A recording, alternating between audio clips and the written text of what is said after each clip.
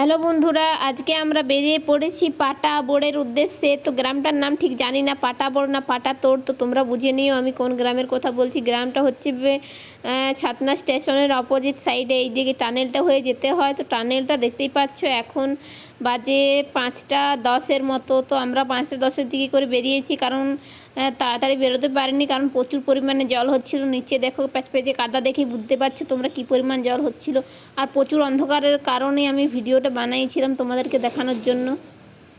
তো দেখো আমরা দৌড়ে দৌড়ে যাচ্ছি ভয়ে। তো যাই হোক, কোনো লোক কিন্তু তখন যাতায়াত কেউ করে না। লোক না যাওয়ার কারণে আমাদের ভয় লাগছিল। তো ভাবছিলাম যেতে যেতে আসবার সময় যদি দেরি হয়ে যায়, তাহলে আমরা রাস্তাতে পেরিয়ে আসবো কীভাবে।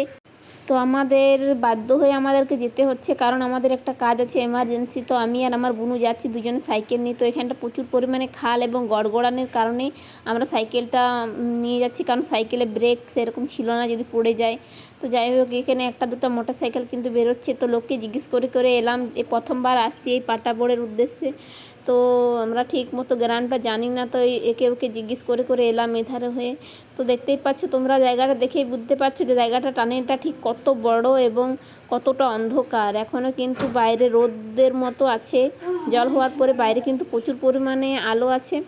তো ভেতরটা দেখে মনে হবে যেন সন্ধে হয়ে গেছে। তো দেখো, এইদিকে কিন্তু দুইটা রাস্তা, এদিকে একটা আর এইদিকে একটা। তো কোন দিকে রাস্তাটা যাব, লেফট না রাইট ঠিক বুঝতে পারছি না। তো আমরা এখানে একটু ওয়েট করব, দেখি কাউকে যদি দেখতে পাই।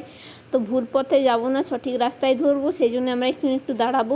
তো এদিকে দেখতে পাচ্ছ, ক্যামেরাটা করে দেখালাম কী পরিমাণ অন্ধকার। যদি একটু টোটো আসছে, যাই হোক টোটোওয়ালাকে জিজ্ঞেস করবো যে কোন দিকে গ্রামটা ঠিক।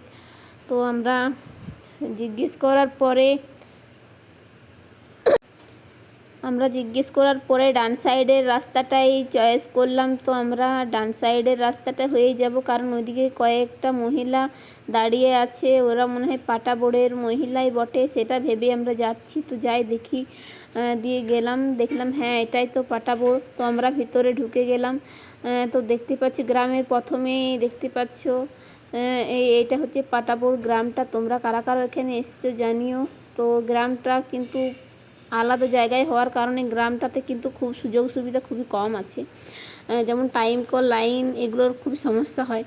তো যাই হোক, আমরা ফেরার সময় দেখো তখন বাজে 6টা 10-এর মতো। দেখো টানেলটা কত অন্ধকার, যেন কত রাত হয়ে গিয়েছে। দেখো একবার আমরা কত অন্ধকারের মধ্য দিয়ে যাচ্ছি। হ্যাঁ, প্রচুর পরিমাণে ভয় লাগছে, যেহেতু ফোনে অনেক সিন দেখেছি যে টানেলের মধ্যে ভূত থাকে।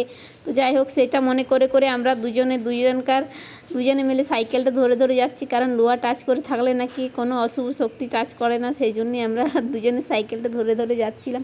তো এদিকে গাড়ি সন্ধ্যেবেলায় বেশ ভালোই যাতায়াত করছিল, 2-3টে করে যাতায়াত হচ্ছিল। তো দেখতে পাচ্ছি এখন অনেকটা টানেলটা কিন্তু অনেকটা লম্বা, কী করে পেরোবো ভাবছি। তো আমরা একটু স্পিডে পা চালাচ্ছি।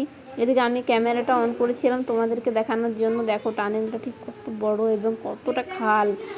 তো যাবার সময় আসার সময় খাল পড়ছে টানেলটা, আর যাবার সময় কিন্তু তাই সাইকেলটা ঠেলে ঠেলে যেতে হচ্ছে আমাদেরকে। তো আমরা বাড়ি যাব।